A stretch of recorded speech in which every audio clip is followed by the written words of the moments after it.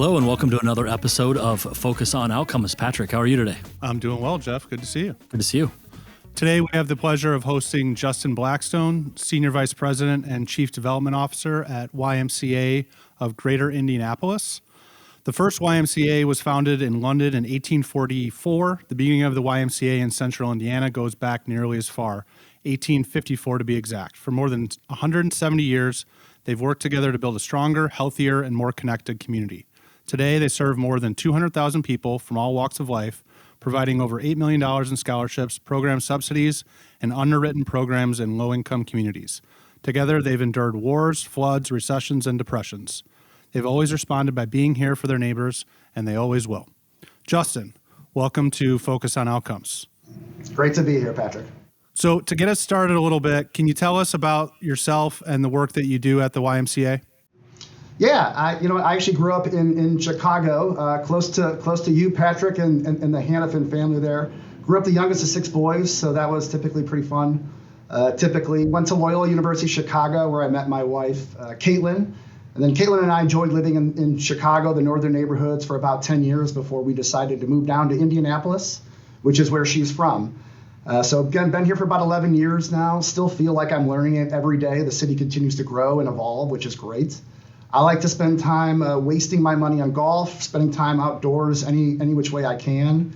When I'm not working, I also sit on 2 boards. So I sit on the Community Alliance for the Far East Side, which represents our Far East Side community here. And then I also chair our Awesome Indy organization board here, which is an organization focused on autism awareness. I serve as Chief Development Officer here at the YMCA of Greater Indianapolis. We have 11 different centers across central Indiana. We also have a residence camp out east. And we have several program areas that all need to sort of sustain. So my job is to sort of run the team, the financial developments here, to make sure that we have plans to sustain those programs so we can continue to offer it to the 250,000 people that depend on it every day. Sure. So we all know the YMCA as a gym, right? My son plays basketball at the Y. There's a lot of different programs, but it's so much more than that. Can you explain, how do you explain to your friends or family what the mission of the YMCA is? Yeah, I appreciate that question, because I think a lot of people just view it as a gym and a swim. We just do so much. I think, struggle lifting up stories. So I appreciate the question. I think it's a community resource more than anything else. The Y is where you come to hang out and share with friends. If you're in really any one of our YMCAs any time in the morning, it's actually amazing. You're going to see groups of all ages, people sitting, drinking coffee and sharing stories, not touching a program, not touching a piece of equipment, just sharing stories and some community time. Behind that, you might have a room which houses our Livestrong partnership, where you never have to experience a cancer diagnosis alone. Or just beyond that, you'll see a room full of people waiting to attain any number of career certifications through Project Connect. Just beyond that, next to our workout floors and our workout equipment, you'll see our early learning centers at our equipment or at our facilities. You'll also see childcare. So if you're coming to work out or participate in a program or even finish your degree at one of our facilities, we have childcare there on site for you. You might also visit our brand new YMCA facility up in Westfield, which is one of the fastest growing cities here in the country, actually. We have the Ascension St. Vincent YMCA in Westfield. It's its official name. And it's a building unlike anything else. So we usually have a healthcare partner, but in this building we have higher ed partnerships. So we have MBA programs, we have people finishing their GEDs, we have people finishing their bachelor's degrees. So it's really a unique space that also comes with childcare. So I think if you think about it, outside of the gym and a swim, it truly is a community resource. Sure. So how does technology play a role in the YMCA's mission, right? Much more than basketballs and different type of gym equipment. How does that technology make an impact? We have a lot of technology here. It plays a huge, huge role in what we do every single day. So we have a strategic plan that kind of helps to guide our work over the course of typically a three-year window. And that's our strategic plan really kind of focuses on positively affecting health outcomes, increasing access to education and career opportunities while expanding charitable support. And we have to measure all of that. We have to track it, and we have to report on it to everybody who donates to us and every one of our stakeholders and members. So there's a lot of software and technology that comes along with that. We have technology and software that really tracks membership numbers, program numbers, community penetration, NPS scores, marketing analytics, all the way to health outcomes. So from my side, though, technology it's vital. It really helps me track our members, our stakeholders, and donors. It educates me on how to best communicate with the audiences. So it's just vital. I'll tell you one thing that we haven't been able to really master. We haven't mastered anything in that sphere. AI is something that we are constantly looking into and trying to figure out how we can maximize it. We use it a little bit here and there, but I know that there's much more of a benefit that we could be pulling. What are some things you're hoping to accomplish by adopting an AI policy? Yeah, that's a great question. Justin, you know what? I think every nonprofit across the country, they're going to tell you they have one issue, and that's bandwidth and staffing. So as much as we can use AI to make our work more efficient and productive, even from writing letters and newsletters and articles, press releases, from even just a writing standpoint, Patrick, it would be a huge benefit if we could just wrap our arms around it. And then I couldn't even tell you all the other benefits that would come with that, but I know there are plenty. We should talk offline. We can maybe help. I had a feeling. I'd love to. Jeff's kicking me underneath the table, like, make sure you say something. Not just for that reason. Yeah. So shifting gears a little bit, can you tell us a little bit about your youth empowerment programs? I know you're particularly proud of those. Yes, yeah. You know what? I would love to. So I'll focus on a couple here.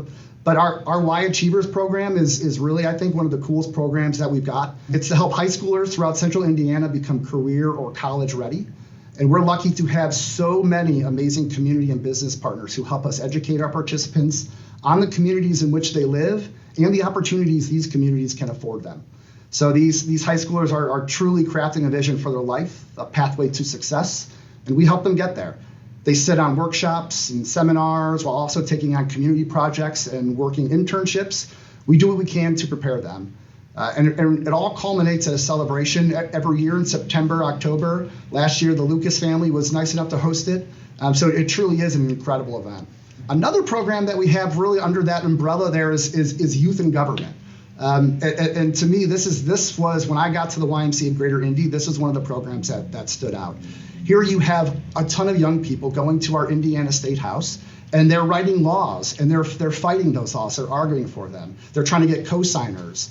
They get elected, so they'll run for office, and they learn more. They learn how the government works, but more importantly, when you sit back and watch it, they're watching the magic of collaboration, the importance of working together. So I think that's one of our coolest programs under youth empowerment. But I'd be remiss, Jeff and Patrick, if I did not plug our health and wellness programs. The model of the CDC's model for diabetes prevention was created right here at the YMCA of Greater Indianapolis. That's something that we are really, really proud of. And we have a number of programs that meet our participants where they are and guide them to where they want to go. And then one more thing, I kind of talked about certifications, and I'll talk a little bit more about it. But we have a program called Project Connect, and so far we've had over 500 people. They've gone through career training, and they've received certifications in one of 5 fields. And we had our largest graduation, about 50 people last April. And every single one of them, there were 500 people that have walked the stage with their certificate. They've all been offered a job, a career with a sign-on bonus. And that's because of our community partners and our donors here. So just a really exciting program. That's really cool. I'm just curious, how different are YMCA programs from market to market or region to region? I mean, you talked about a couple that sound to be very Indianapolis unique. So is there a set of things that are similar, and then you have the creativity and flexibility to do what is best for your market? Yeah, that's great. That's a great question, Jeff. So why the USA? Really, they're our national organization. So we look to them for a lot of support, and they sort of tell us a lot about what we should be focusing on, while we also have those grassroots initiatives of paying attention to our communities and our neighbors and being able to be flexible on what we do offer. I'd say, though, they're vastly different. You might see some national partnerships like through Livestrong, the one I mentioned. Most of the YMCAs across the country will have that partnership. You'll see other partnerships on like the gym and swim side with Matrix and Les Mills. But from a really 501c3 standpoint, they're completely different. So we have a very unique model here where we partner with healthcare institutions. At most of our facilities, we have a healthcare facility in there, hospital partner in there with a fully operating clinic.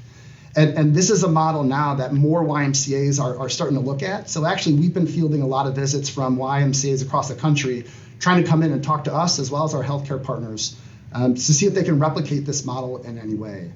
We also, I know there's a great question about our veteran supports. That, I think that's a standalone where we are really, really unique in that. So you're going to see a lot of variation, Jeff. Yeah, tell us a little bit more about that veteran and military service programs that you have and what impact that makes in the community. When I was doing some research for this pod, I didn't even realize that was an area that you guys got into. I mentioned how we have a healthcare partnership with a lot of different providers here. At our OrthoIndy Foundation YMCA, there is actually a VA clinic housed within those walls. That was built back in 2018, opened December of 2018. We expected, and that's in full support of the VA. We anticipated 400 to 600 veterans or patients coming through that clinic every month. But we saw back in 2018, we're seeing it today, we see 1,300 to 1,500 veterans go through that clinic. So it truly is an incredible partnership. And they're going through that clinic for a number of things. So physical rehab, neurology, prosthetics, physical therapy, even art therapy. It's truly a whole health clinic in there. On top of that, we've been blessed to get some funding to endow a position here. It's our director of government resources, but he does a phenomenal job putting on a number of events and activities throughout the year. So you'll see different runs, different get-togethers throughout the course of the year. But there's one truly amazing event that we do in partnership with the VA, and that's at Flat Rock River YMCA camp, which is that residence camp that I referenced. We started this program back in 2022, where we had roughly, I think, 8 to 10 veterans come. And we had VA staff, YMCA staff, and we really want to give veterans a place where they can come and share stories, get support, and be with people who have been through the same things, like-minded individuals. We had 8 to 10 people the first year. Without any marketing, it's now grown to over 60.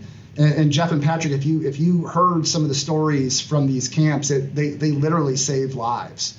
So we are very, very proud of that programming, and we're hoping to expand. Yeah, that sounds great.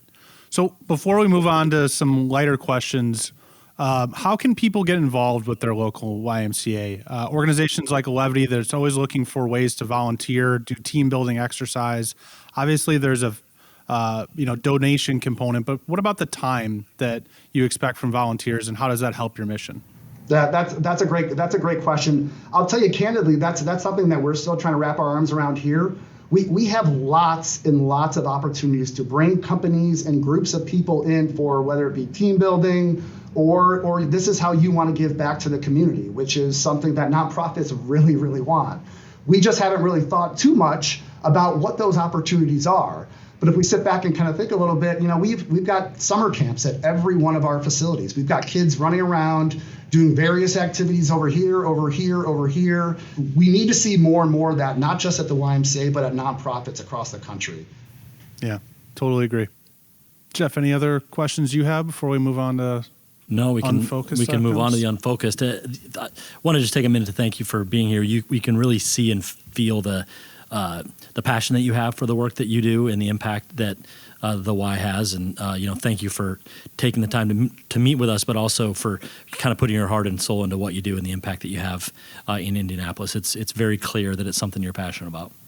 Thank you, Jeff. I truly appreciate that. We've got like 2,500 employees here, and they all scream that same passion. I think if you walk in any of your local Ys too, from your front desk person all the way to your CEO, you're gonna see that passion. It's a magical place. That's cool. Well, we'll be a little less serious on this unfocused outcome section. Still looking for a sponsor for anyone who's interested, but it's a little rapid fire. So first thing that comes to your mind, based on your answer, we might give you a little grief, but we'll work through that. So the first one, kind of interesting. Who was your favorite teacher at St. Lawrence O'Toole? This is rapid fire. I know. I thought about this, and I thought too hard about this. I'd say Mrs. Hannafin because Patrick is here, but my father died back in November after a battle of pancreatic cancer, and at the wake, every single one of my elementary teachers showed up, and so it just speaks to the magic of St. Lawrence O'Toole. So every one of them they're phenomenal. Yeah, this is a unique episode where we both had each other's mothers as teachers. Justin's mom was my kindergarten aide teacher, and gave me some pretty ridiculous nicknames. And then Justin had my mom as a 7th grade teacher. Yep. Mortimer Latimer Montague Aloysius Sneed is what she used to call me. Wow. That's a wonderful remember memory. that. You can still remember And that. you could That's tell her that incredible. tonight. Yeah. That is a wonderful memory. Yeah. And she passed you? She was just the 8. I don't know if she could have failed me. Yeah, It was kindergarten. she didn't have that power. Mrs. Nair would never do that. Okay. What's your favorite type of donut? Anything with vanilla frosting and sprinkles. Vanilla frosting and sparkles. All right. Favorite board game? Sprinkles, not sparkles. Sprinkles. You did say sprinkles. Yeah, he did. But if you have a little sparkles, that's a whole different thing. Yeah, Okay. they're a little different. Thanks for clarifying. What's your favorite board game? I don't know if this is favorite because I always got my butt kicked, but Scrabble. I love playing Scrabble with family and friends. There's nothing better. Yeah, I would be out of that game early as well.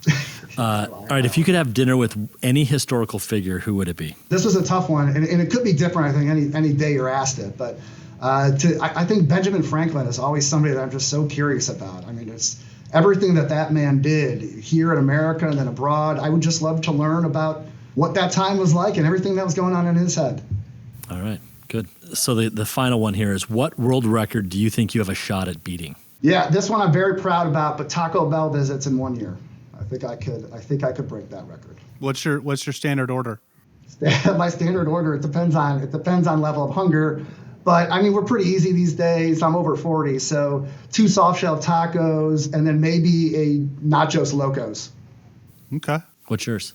I don't really go to Taco Bell much. Crunchy maybe Taco Supremes. Single hand, I've been to Taco Bell that many times in my life, which is kind of bizarre. I know. Yeah. I know. Crunchy Taco More of Supreme. I'm a White Castle guy, I which we don't can't have argue with White Castles here in Madison. We've been down I that know. road. It's There's amazing. none here in Indy. It's criminal, I isn't think it? there's a reason. Yep, those chicken rings. Come back for just a fast food app. I'm in on that. I love that. Well, before we wrap up here, Justin, I'm hoping you can share with people where they can find out more about you and the YMCA of Greater Indianapolis. Yeah, so you can find us at indymca.org, and it has all the information about how you can get involved with your time, your talent, or your treasure. Fantastic. Justin, thank you so much for being willing to join this. It's been great catching up with you, great seeing you, and we really appreciate your time. Thank you both so much. Jeff and Patrick, hope you have a great day. You too. You Thanks, too. Justin. Thanks.